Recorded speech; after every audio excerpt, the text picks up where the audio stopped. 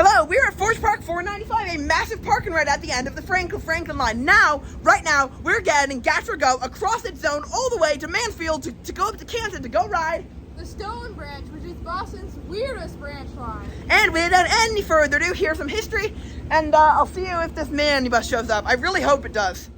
The Stoughton branch's history traces back to 1845, when the Stoughton Branch Railroad opened as a branch of the Boston and Providence Railroad from Canton Junction to Stoughton. This line brought trade to the town of Stoughton, but Stoughton remained fairly rural and the branch was fairly unimportant. In the 1870s, however, the town began to grow, and the branch line became a bit more important. By the late 1880s, Stoughton was absolutely booming, and it quickly became a manufacturing hub. A new Grand Station, which still remains today, was constructed in 1888, and the line was purchased by the Old Canton Railroad around this time. This purchase allowed the line to be connected to the Old Canton Railroad Central Division, making it a bit more important and providing an alternate route from Boston to Fall River and Newport, Rhode Island. The line then thrived throughout the 19th century, and despite still being a fairly minor branch line, it was still booming into the 1920s. A slight downturn occurred in the 1930s, but service picked back up and remained strong throughout the 1940s and most of the 1950s. By the late 1950s, however, like nearly every railroad across the country, the Stoughton branch was in trouble.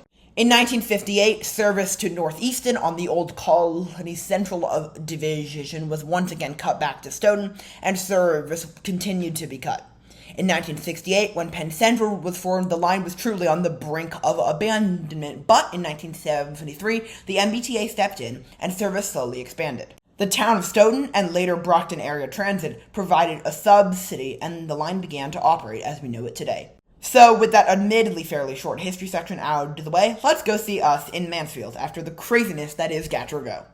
Alright, we're at Mansfield. That's the Gatra Go van. It's branded for the Explorer, as we said, but oh my god, that was great. First off, the driver had such a great Boston accent. Yeah, she was so friendly, and she was so friendly. He booked it on the app, which you're not allowed to book from Forge Park to Mansfield, so he booked like some random junction on the border.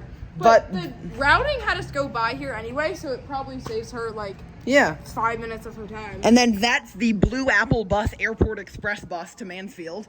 And I just noticed that's a Gatra fixture shop. That's a remnant of when they used to run a shuttle from here to Wheaton College. So that's funny. And yeah, Mansfield Station. There's an Acela soon, so we can foam or shot, foam or shot time now.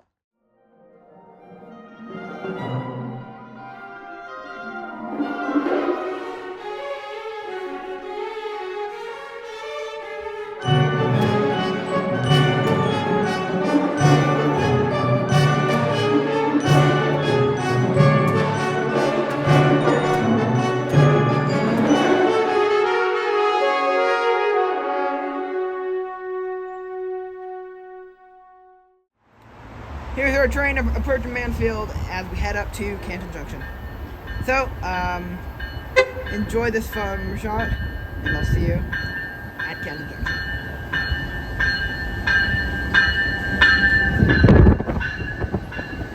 Hey, Canton Junction Station, how many footbridges do you want to have? Yes.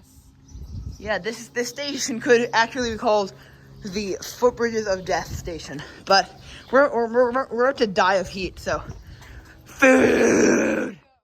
Okay, so fair warning, for the rest of this video, we got a bit delirious from the heat. It was 97 degrees, feels like 103 on the day we filmed this. So, yeah, we got a bit heat delirious.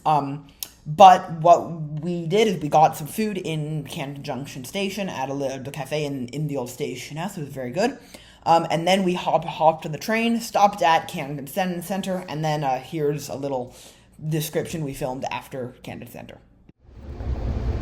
Hi, we're now going through the people's backyards. We stopped at Canton Center. So let's now talk a bit about why this branch line is so weird. I'll talk. Alright. So this is weekday only, and it's single tracked, which this is the only weekday only section part of the commuter rail. Wow. Yeah, I believe. Every other line runs weekend service despite it sucking, because it's every 2 hours. Common Boston L. Yeah, that, which, especially on some lines, between Salem and Boston, it's like every hour, which is still pretty good. Okay, but the Hudson line is every 30 minutes. So come in Boston, L. Okay, on peak it's every 30 minutes though. Yeah, on peak the Hudson line's like extra 10. Oh. 15. We also love diesel. Yum yum yum yum yummy diesel. Also this line is it just like runs through people's backyard. It's very short. As you heard in the history section, it used to be longer, and the T is going to use this for phase 2 of South Coast Rail. But considering that phase 1 is not going to start till 2025 and is already like 5 years behind schedule, place your bet. When will phase 2 start? I don't know. And then also when in the electrification plans. Oh yeah, is this gonna be battery? Can we all have a spicy pillows are bad in the comments, please? And then also the Newberry Rockport line is going to be like electrified to Beverly or something, and then batteries. Whoa, it's this crazy technology. Batteries are bad. That's a very zoomed in shot to my nose. But yeah, batteries are bad. Sorry for being delirious. We're delirious because of the heat. Yeah. Also, I guess electrification catenary wires is quote technology that doesn't exist. So we must invest in electric. Unproven technology. Can we all get an MBTA is stupid in the comments? And anyway, we're now running along this weird warehouse thing, and that's basically why this is Boston's weirdest branch line. Although one other thing, this is sort of this is the type of thing like I'd expect the T to have a lot of service on the inner portion of the Prov line and just run a bunch of trains here. But yeah, especially to farther flung communities like Reedville, which is like the bottom of the city, literally, and then also they don't actually have that much service. They just run like hourly on both lines, which seems like kind of a missed opportunity. But I think it's like half hourly, so it's like okay, and then also to Hyde Park, to Reedville, you've got the Fairmount line, but I still do think there's a bit of a But there's also frequent buses that go to the OL, but that still increases your commute. Yeah. Anyway, this is a very long shot, so that was why. This is Boston's weirdest branch line, and we're approaching Stoughton, where we will suffer in more suffrage. The heat. Whoa, guys, suffering! Here's the Stoughton station.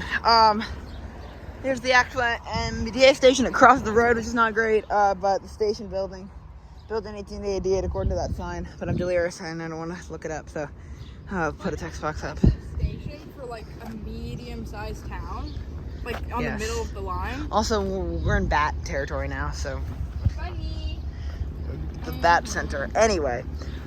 Of a bat in the video. Real.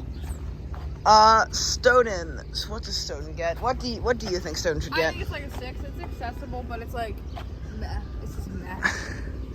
I think it should get to 6 too, but because I'm feeling petty because of all this heat, I'm giving it to 5. Stoughton Station gets a 5 out of 10. Wowee! What should we do now until our train comes? Try not to die. Challenge if possible. Challenge level 27 trillion. Let's go. It's 101 degrees right now. It's too goddamn hot. Any thoughts on the Stoughton branch or Stoughton station? It's incredibly average. Yeah, I agree. It's weird, but it's hard to appreciate its weirdness. The main thing you're worried about is not dying of heat stroke. Yes, as you can see, we are very sweaty. Cheers.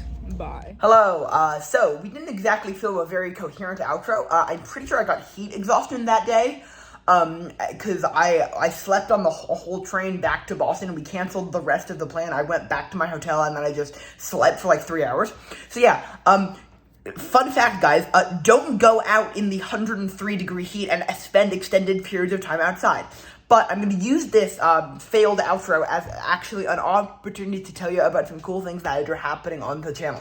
So, quite literally tomorrow, I'm flying to London, and by the time this video publishes, I will be in London. And I'm going to be in Europe for 3 weeks. I'll be filming tons of content, and until around February of next year, I'm going to be alternating New York and Europe content. So, yeah, get excited for that. Next week's video will be one from the UK, and I'll be in many different places in Europe. So, yeah, I'll see you next week. I hope you enjoyed, and bye-bye.